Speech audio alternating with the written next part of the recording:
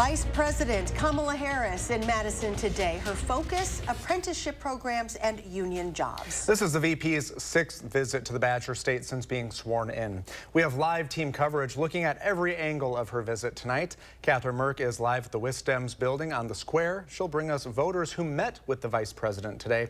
Jalen Banks joins us in studio tonight. He sat down with the acting Secretary of Labor for an exclusive interview. The key reason the Secretary joined Vice President Harris on today's trip. Arman Rahman will join us live from the newsroom. He spoke with Wisconsin voters about the VP's visit just as the race for the White House heats up. But first, to lead off our live team coverage, let's head out to Will Keneally, who joins us from the Vice President's first stop at a city bus facility on the east side. Will? Yeah, Charlotte and Brady. So the building behind me will at some point house a facility for city buses, but it's under construction right now, and that's part of why the Vice President was touring it today. She wanted to talk about the importance of labor and apprenticeships.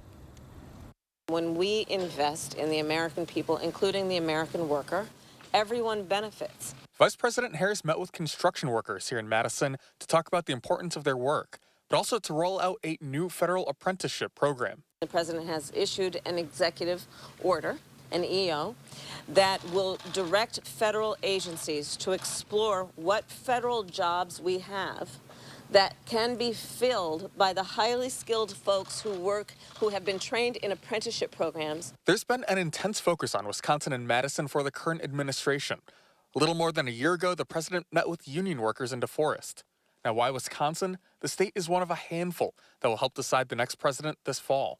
You could hear the VP lay the groundwork for that campaign. She mentioned in her remarks the local impact of the Biden-Harris administration. They've been making that a hallmark of their campaign.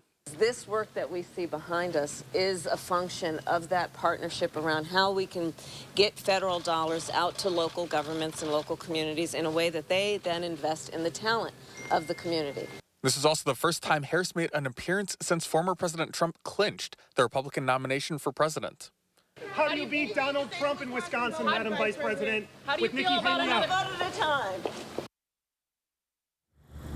Yeah, so you could certainly tell that it's an election year coming up this year. The Vice President actually added a campaign event in Madison later in the day, which we'll hear about later. But for now, reporting from the city's east side, Will Keneally, News 3 Now.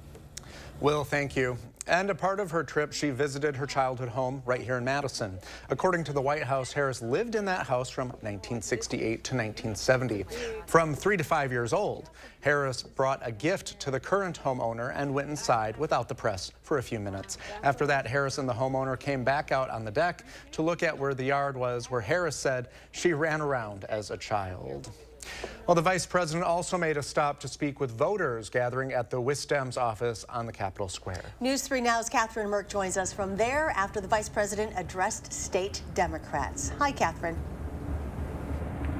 This is the second time the Vice President has visited the state just this year, making it clear that the administration is having its eyes on Wisconsin for the upcoming election. At the building that's behind me here, the WISDEMS offices, they had Kamala Harris greeted by people who she called her neighbors, as she once lived in Madison for a brief time when her father and mother worked in the area, as you just saw when she visited her home. The people I spoke with that said that small connection is going to be key for people to be convinced for the Biden-Harris ticket once again, specifically in Dane County.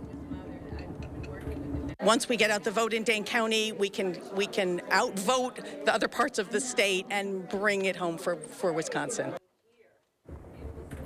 The Vice President added that the vote for Wisconsin in the 2020 election came down to the thousands, encouraging the crowd there to vote and even bringing out a PowerPoint presentation from the Wisconsin Dems here, telling people how exactly to communicate the word about the upcoming election, something we're going to keep an eye on for sure in the coming months. Reporting live in downtown Madison, I'm Catherine Merck, News 3 Now. Thank you, Catherine.